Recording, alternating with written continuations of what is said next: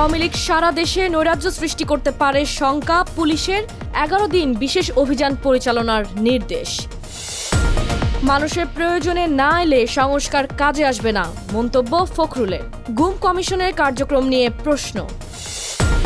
শুল্ক কমাতে যুক্তরাষ্ট্রকে প্যাকেজ প্রস্তাব দেবে বাংলাদেশ, জানালেন অর্থ উপদেষ্টা। ট্রাম্প প্রশাসনের সঙ্গে দর কষাকষি দুদিন। নির্বাচনকে সামনে রেখে 10 আগস্ট খসড়া ভোটার তালিকা প্রকাশ করবে ইসি। চূড়ান্ত ভোটার তালিকা প্রকাশ 31 আগস্ট। যুক্তরাষ্ট্রে বন্দুকধারীর গুলিতে নিহত পুলিশ কর্মকর্তা দিদারুলকে বীর বললেন সিটি মেয়র। 4 জনকে হত্যার ঘটনায় শোক। দর্শক, স্বাগত জানাচ্ছি টিবিএস নিউজ অব দ্য ডেতে। আপনাদের সাথে আছি আমি কাশফিয়া রুহি। শুনছিলেন শিরোনাম, এবার পুরো খবর। আওয়ামী লীগের রাজনৈতিক কার্যক্রম নিষিদ্ধ হলেও দেশে বিদেশে ছদ্মবেশে তৎপর রয়েছেন দলটির নেতাকর্মীরা।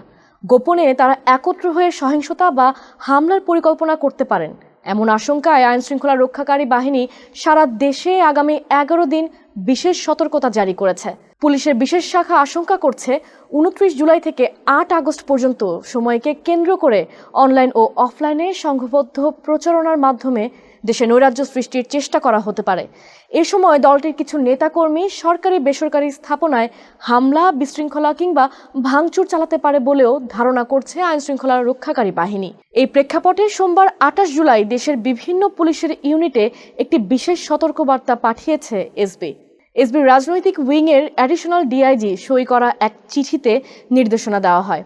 চিঠি পাঠানো হয়েছে ডিএমপি কমিশনার, সিটি এসবি বিভাগীয় উপ পুলিশ কমিশনার, চট্টগ্রাম ও খুলনার স্পেশাল পুলিশ সুপার সহ দেশের সব জেলা পুলিশ সুপারের কাছে। বিএনপির মহাসচিব মির্জা ফখরুল ইসলাম আলমগীর বলেছেন, অন্তর্বর্তী সরকারের সংস্কার কার্যক্রম যদি মানুষের প্রয়োজনে না আসে, শিশুদের ভবিষ্যৎ নির্মাণ করতে না পারে, শিশুদের জন্য নিরাপদ জীবন গড়ে দিতে না পারে, তাহলে সে সংস্কার কোনো কাজে আসবে না।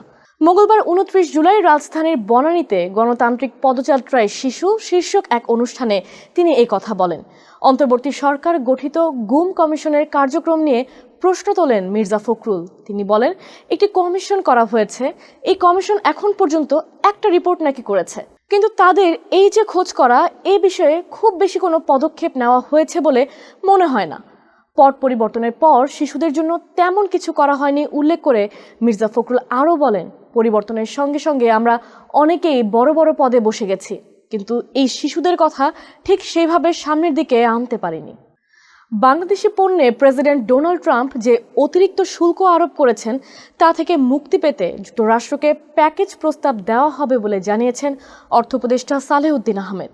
মঙ্গলবার 29 জুলাই সচিবালয়ে সরকারি ক্রয় সংক্রান্ত উপদেষ্টা পরিষদ কমিটির বৈঠক শেষে সাংবাদিকদের সঙ্গে আলাপকালে তিনি এই কথা জানান। সালেহউদ্দিন আহমেদ বলেন, বাণিজ্য উপদেষ্টা গিয়েছেন প্যাকেজ নিয়ে, আরও কি কিনতে পারে তা নিয়ে। মঙ্গলবার ও বুধবার যুক্তরাষ্ট্রের ট্রাম্প প্রশাসনের সঙ্গে দর কষাকষিতে বসবেন তারা।